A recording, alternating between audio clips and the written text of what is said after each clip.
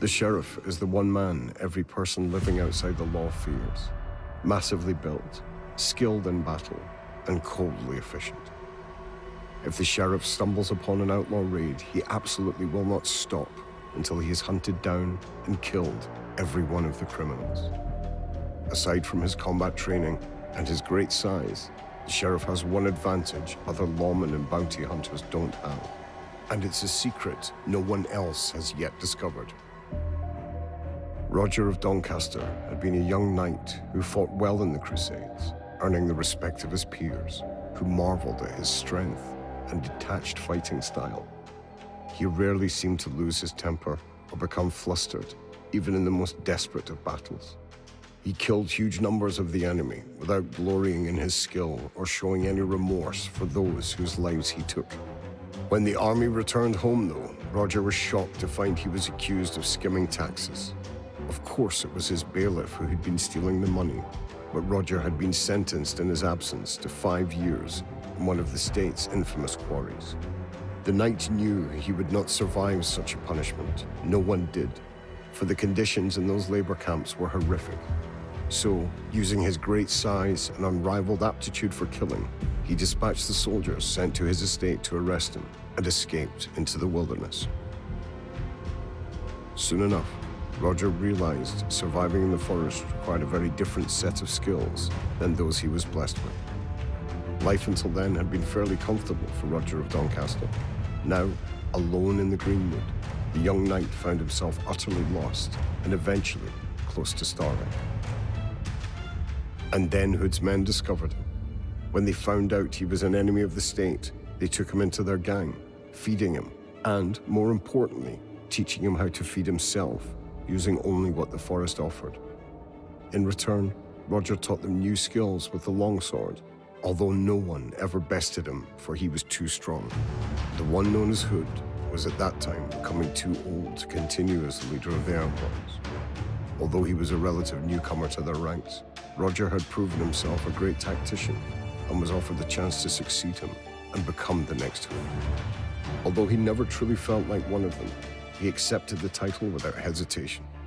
Roger always looked for ways to make his lot more comfortable, and positions of power were generally the best way to do that. Life as Hood was certainly better than being worked to death in a state quarry. But when the winter came, things were not so easy. The rest of the group didn't seem to mind the winter as much as he did, since most of them had struggled for their whole lives to fill their bellies and keep warm when it snowed. But Roger hated it. He did his duty and fought as ferociously as ever when the state soldiers came into the forest hunting them, or when the outlaws went on a raid. He did not feel any guilt when he hacked down one of the guards in the keeps they raided, for he was simply doing what any mercenary did to survive. The other members of Hood's gang saw themselves on one side, the state on the other. But Roger cared little for such ideas. He simply wanted to survive and live as comfortably as possible. So when the winter storms again hit their camp in the woods, the young knight wished more than ever that he could return to his previous existence as a nobleman of the city. One morning, he found the endless chatter of his companions more irritating than usual, so he wandered off to check the snares that had been set. As he knelt next to a waterfall, he sensed someone watching him and instinctively pulled his sword from its scabbard, drawing himself up to his full, imposing height. A knight, almost as tall as he was, stood not 10 paces away, watching him. The man wore good quality armor and a helmet with a visor that covered his whole face. Roger knew immediately that this was yet another bounty hunter, come to kill the fabled Hood and claim the reward for his head. For a long time, the two warriors traded blows in silence, evenly matched in size and skill. But when his opponent tripped on a hidden route, Roger thrust the tip of his Templar longsword between a gap in the man's mail, and the bounty hunter collapsed on the grass with a groan of agony. When he regained his breath, Roger placed the tip of his sword on the fallen knight's throat and gazed down at him. "Who are you?" he asked. "I have no name," the man replied in a low voice. "I renounced everything when God charged me with hunting down enemies of the state." "Fool," Roger spat in disgust. "Remove your helmet. I would see your face before I kill you." The man shook his head. I vowed never to remove it unless I am alone with God, and I never have these past 4 years. Even before the council, Roger asked, and the knight nodded. Roger cared little for religion, but he knew that this was the opportunity of a lifetime, a true gift from God, and he decided to seize it with both hands. Placing his full weight on the Templar longsword, he severed the knight's windpipe and watched dispassionately as blood bubbled from his dying foe's mouth and the life drained from him. Quickly, Roger stripped the corpse and dressed himself in the dead knight's armor, finally placing the helmet on his own head, obscuring his face. Then he beheaded his foe and tossed the head into the churning waterfall, hoping the swollen waters would quickly strip the flesh away, leaving it unrecognizable. And then, Roger of Doncaster dressed his dead opponent's body in his own discarded woodland clothing, threw the corpse over his shoulder, and walked out of the forest towards the city, renouncing the name of Hood forever. The council were astonished to see the enigmatic knight back in the city. Many bounty hunters had tried to kill Hood, but all had disappeared, never to be heard from again. Hood is no more, Roger said, careful to keep his voice low, his accent neutral.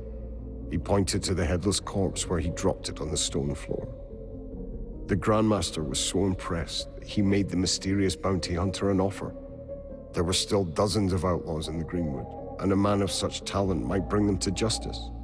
If he performed well, he would be promoted to a most prestigious position, sheriff.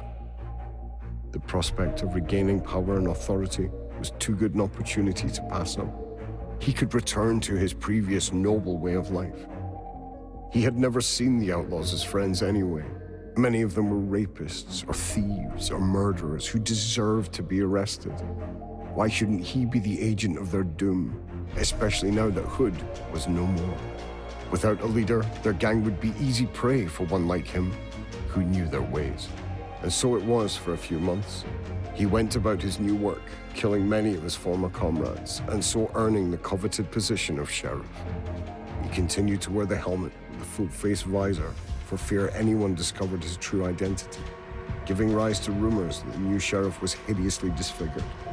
Once he had hunted down and killed the rest of the fugitives, he planned to remove his helmet, though, and reveal his true identity, for the state would surely be so grateful to him that they would overlook his previous transgressions. The common people who had previously idolized Hood refused to believe the news of his death, much to the council's annoyance. Hoping to crush their hope completely, Roger would ride out into the wild wood with his soldiers under his command, using his knowledge of the forest and the ways of the surviving outlaws to hunt his prey mercilessly. One such day had been going well. Spring had come at last, and it was fine and sunny, although the heat made his face sweat uncomfortably within the stifling helmet. Still, it had been a productive hunt so far, with 2 criminals captured and another speared in the back while trying to escape their patrol. Suddenly, an arrow hammered into the soldier on Roger's left flank, and time seemed to slow as a young man with enormous shoulders stepped into the track before them. He carried a longbow, crafted from yew and the antlers of a stag, a dark hood obscuring his face. From the trees all around them, a volley of arrows erupted, smashing state soldiers to the ground, dead and dying, horses and men screaming in pain and fear. The sheriff turned his horse and kicked his heels into its flanks. Desperately, he urged it back, out of the forest at a gallop, heedless of any obstacles or pitfalls, caring nothing for the fate of the soldiers in his command, left to the outlaw's mercy. As his mount carried him back to the safety of the city walls, the sheriff feared his life was not going to be quite as comfortable anymore. Hood had returned to the forest.